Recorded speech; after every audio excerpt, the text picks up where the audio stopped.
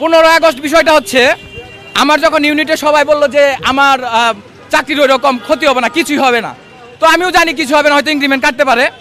তো প্রত্যেকটা জায়গায় আমার বিয়ের ডেটটা উল্লেখ আছে যে আমি আগস্ট মাসের 15 তারিখে বিয়ে করছি। পরবর্তীতে আমি রিজিওনে খোঁজ নিয়ে জানতে পারি আমার 15 আগস্ট বিয়ে করার কারণে এটা একটু বড় করে দেখা হয়েছে, মানে এটা আমি অপরাধ করছি।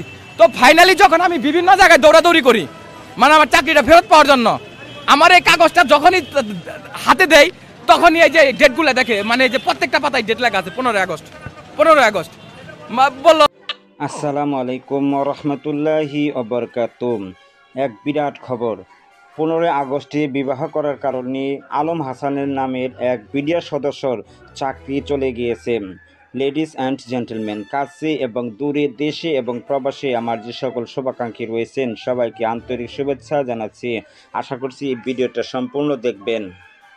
মানে এটা আমি অপরাধ করছি। 15 আগস্টের কথা পরে রিজিওনে খোঁজ নিলাম, কই তুমি তো মিয়া বিয়েও করছো একটা মানে মিরাক্কেল দিনে, এমন দিনে তোমার বিয়ে করতে কইছে কারা? 15 আগস্ট তো কালই, 15 আগস্ট কাল দেখাই তো এরকম হয়েছে। সংশ্লিষ্টতা বলতে তখন আমি যে কারণে আমাকে চাকরি থেকে মানে ডিসমিস করা হয়, আমার আগে পরে কোনো এসিআর কোনো সার্ভিস বুক কোনো কিছুই খারাপ নাই। আমার এই 15 আগস্টে যে আমি বিয়ে করেছিলাম এই 15 আগস্ট ছিল মূল বিষয়। তা না হলে তখন আমারে বললো ইনক্রিমেন্ট কাটবে কিংবা সিনিয়রিটি লস করবে। এখানে যদি আর্মি অফিসার 100 জন বসানো হয়, এই কাগজটা যদি ওনাদের হাতে দিয়ে আমি বলি, ওনারা 95% আমার বিশ্বাস দিয়ে বলবে যে এটা বাড়াবাড়ি হয়ে গেছে। তাহলে কেন করলো এটা আমার সাথে? এখানে তো 15 আগস্টের কথা পরে রিজিওনে খোঁজ নিলাম, কই তুমি তো মিয়া বিয়েও করছো একটা মানে মিরাক্কেল দিনে, এমন দিনে তোমার বিয়ে করতে কইছে কারা? 15 আগস্ট বিষয়টা হচ্ছে আমার যখন ইউনিটে সবাই বললো যে আমার চাকরির ওই রকম ক্ষতি হবে না, কিছুই হবে না। তো আমিও জানি কিছু হবে না, হয়তো ইনক্রিমেন্ট কাটতে পারে।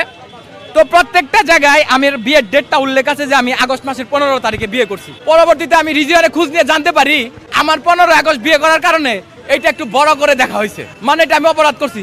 তো ফাইনালি যখন আমি বিভিন্ন জায়গায় দৌড়াদৌড়ি করি মানে আমার চাকরিটা ফেরত পাওয়ার জন্য, আমার এই কাগজটা যখনই হাতে দেয় তখনই এই যে ডেটগুলো দেখে, মানে যে প্রত্যেকটা পাতায় ডেট লেখা আছে 15 আগস্ট বললো, সবাই মানে নাকচ করে দেয়। তো ফাইনালি আমি 1.5 বছর দৌড়াইতে আমি একদম ক্লোজ করে দিছি যে আর দৌড়াবো না। আল্লাহ যা ভাগ্যে রাখছে 15 আগস্ট তো কালই, 15 আগস্ট কাল দেখাই তো এরকম হয়েছে। নইলে আমি তখনকার সময়ের এই প্রধানমন্ত্রী শেখ হাসিনা এবং কি বলে এই আব্দুল হামিদ আর হচ্ছে আর উবাইদুল কাদের, এই 3 জনের সামনে যায় নাই, আর সব লোকের কাছে যাওয়া শেষ, কিন্তু কোনো পাই নাই। যখন এই কাগজগুলো হাতে পাই তখনই মনে করেন যে 15 আগস্ট এই যে খালি এই যে একটা কারণেই বাড়ি পাঠাইছে, এটা হচ্ছে একটা কারণ, একটা ইস্যু। আর অন্যান্য লোকেরা দেন 2টা 3টা 4টা কারণ দিয়েছে, মানে আমাকে বাড়ি পাঠাতে হবে, এটা হচ্ছে মূল বিষয়। আমার কথা বুঝতে পারছেন? আর একটা কোনো কারণই নাই। এটা তো আমার কাগজ না, এটা আমার এই যে পিলখানা কর্তৃক মানে আমাদের এই হেডকোয়ার্টার কর্তৃক যাদের চাকরি যায় তাদের সবাইকে এই ধরনের একটা দিয়ে দেওয়া হয়। মানে একটা সৈনিক চাকরি যাওয়ার পূর্বে যে কোনো সৈনিক বুঝতে পারে যে এই জন্য আমার চাকরি চলে যাইব। আমার ব্যাগে যে কারণ আছে, একটা সৈনিকের চাকরি যাওয়ার কয়েকটা কারণ লাগে, একটা কারণে কোনোদিন বাড়ি পাঠাইতে পারে না। তো ওইখানে কি করলো আইনা আমার সাথে সাথে, মানে আমি তো আমাদের ওরা প্যারেড বলে, ওই প্যারেডে দরবার সাজিয়ে মনে করেন রেডি করে রাখছে, আমি বুঝছি আমাকে রাখবে না, বাড়ি পাঠিয়ে দিবে। তখন তো আমি মনে করেন একদম মানে 22 হাসিনা মরে যাবো আমি বুঝি না। তখন আমি চিন্তা করতেছি আমার চাকরি গেলে তো আমার ওয়াইফ থাকে কিনা, চলে যায় নাকি, আমার সন্তান হইলো কি হবে, মানে আমি একদম ভেঙে পড়ে গেছি। তো এই অবস্থায় উনি আমার ওয়াইফ ওই দিন মীমাংস হওয়ার পরেও আমার সিউ ঢাকা এইভাবে লেখছে যে আমার ওয়াইফের সাথে আমি সংসার করতে অস্বীকৃতি জানাইছি, অথচ আমার স্টেটমেন্ট স্পষ্ট লেখা আছে আমি আমার ওয়াইফের সাথে সংসার করতে আছি, সুখী আছি, যেটা আমার ইউনিটের সবাই জানে। এমনকি আমার ওয়াইফের নোটারি করা মানে ডকুমেন্ট আমার কাছে আছে যে আমরা সংসার করতে আছি, সুখে আছি, শান্তিতে আছি। তো এখন আমার চাকরি নাই, আমার ওয়াইফের চাকরি আছে, আমি বেকার। এখন বলেন যে অভিযোগ করছিল আমি তাকে নিয়ে সংসার করব না, যে ব্যক্তি অভিযোগ করছিল তাকে নিয়ে আমি সংসার করব না, সেই ব্যক্তি আবার নিজেই আমাকে ডিভোর্স দিয়ে দিচ্ছে। ও ভালো থাকুক, আমি ওর জন্য দোয়া করি, ও সুখী হোক। কিন্তু মিহাল যে বিষয়টা, আমিও সুখী হব, বউ নিয়ে শান্তিতে থাকবো, আমার ওনারও বিয়ে হয়ে গেছে, উনি শান্তিতে থাকবে। আমার সন্তান দায়িত্ব হলো কিসের জন্যে, কি জন্যে?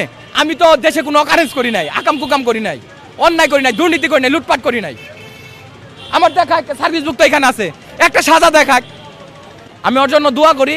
চাকরিটা ওর অভিযোগের কারণে আমার চলে গিয়েছিল, এটা আমি এর আগেও শেয়ার করেছি, এখনো বলতেছি, ঠিক আছে? তবে আমি আমার এই একটা বার্তা দিব, মেসেজ দিব, সেটা হচ্ছে আমি দাঁড়াইছি এজন্য আর যাতে কোনো সৈনিক, যে কোনো বাহিনীর হোক, আর যাতে কোনো সৈনিকের যাতে এইভাবে সম্মানিত দর্শক শ্রোতা, এতক্ষণ যে সাবেক বিডিআর সদস্য আলম হাসানের মনের কষ্টের কথাটা শুনলেন, আশা করছি তার মনের কষ্টের কথাটা আপনারা মনোযোগ দিয়ে শুনছেন।